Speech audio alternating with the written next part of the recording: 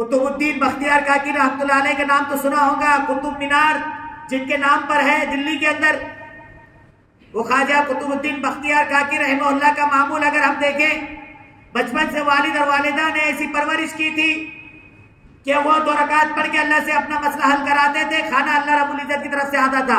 ماں باپ نے یقین بنانے کے لیے، بچوں کی یقین کو بنانے کے لیے کھانا ماں اٹھا کے رکھ دیتی تھی اور بولتی تھی 2 رکعت پڑھ بیٹے اور اللہ سے مانگ۔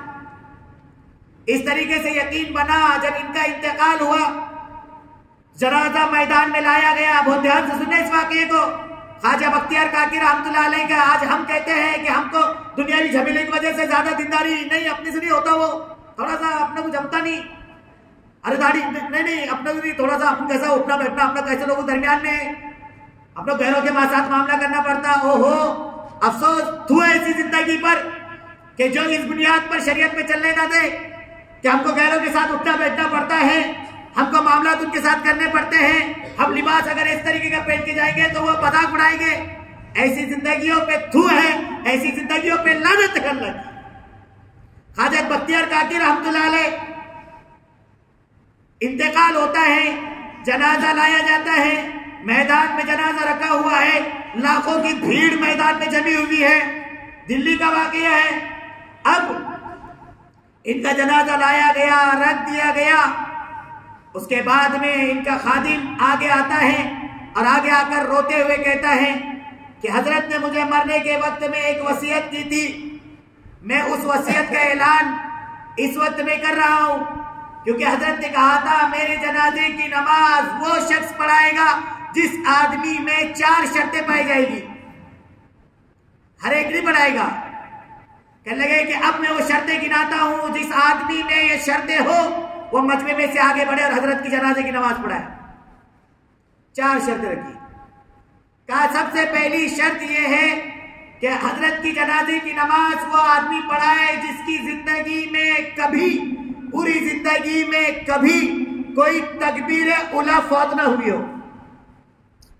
تکبیر اولیٰ فوت امام کی اللہ اکبر کے ساتھ اس کے اللہ اکبر ملی ہو، کبھی کوئی 5 ٹائم کی نماز میں پوری زندگی میں اب تک کی ایک بھی تکبیر اولیٰ فوت نہ ہوئی ہو، ایسا آدمی حضرت کی جنازے کی نماز پڑھائے گا۔ یہ پہلی شرط۔ 4 شرطیں تھی۔ پہلی شرط، اب اندازہ لگا لو کتنی تکبیر اولیٰ ملتی اور کتنی رکعتیں چھٹتی اور کتنے نمازیں چھٹتی، ساری چیزیں۔ پہلی شرط یہ رکھی۔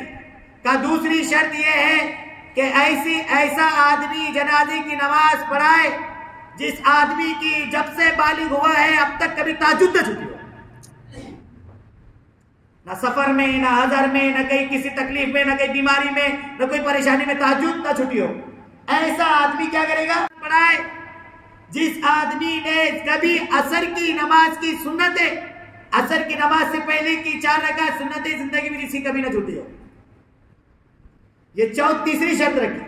اور کہا چوتھی شرط وہ ہے کہ جس آدمی نے کبھی زندگی میں جب سے بالغ ہوا ہے اب تک کسی غیر محرم کو شہوت کی نگاہ سے نہ دیکھا ہو، جس آدمی میں یہ 4 شرطیں ہوں گی وہ آدمی جنازے کی نماز پڑھائے، ورنہ جنازہ ویسے رکھا رہے گا۔ اللہ اکبر کبیرہ۔ جب یہ اعلان ہوا مجمع میں سناٹا چھا گیا۔ 4 شرطیں پوری کرنے والا کون ملے گا کہ جس کی نہ کبھی تہجد چھوٹی، نہ کسی کی تکبیر اولیٰ چھوٹی، نہ کبھی اس کی عصر کی سنتیں چھوٹی، اور نہ کبھی اس نے کسی غیر محرم کو دیکھا نہ ہو؟ ایسا آدمی کون ملے گا؟ سب سناٹا چھا گیا۔ تھوڑی دیر کے بعد ایک شخص مجمع میں سے نکلا اور دھاڑے مارتے مارتے سے منہ چھپایا ہوا تھا اور اپنا روتے روتے حضرت کے جنازے کے پاس گیا اور کہنے لگا میاں جی چلے تو گئے، حضرت جی دنیا سے چلے تو گئے، اپنی آخرت بنا کے چلے گئے، میرا راز فاش کر کے چلے گئے۔ لوگوں نے دیکھا یہ کون آدمی ہے جو آ کر جنازے کی نماز پڑھانے کے لیے آگے بڑھ گیا اور اس کی 4 شرطیں اس کے اندر پائی جا رہی ہے۔ اس آدمی نے جب جنازے کی نماز پڑھانے کے لیے اپنا چہرہ کھولا اور جب مجمع کی طرف ایسے دیکھا تو وہ کوئی اور نہیں تھا، وقت کا بادشاہ سلطان التمش تھا۔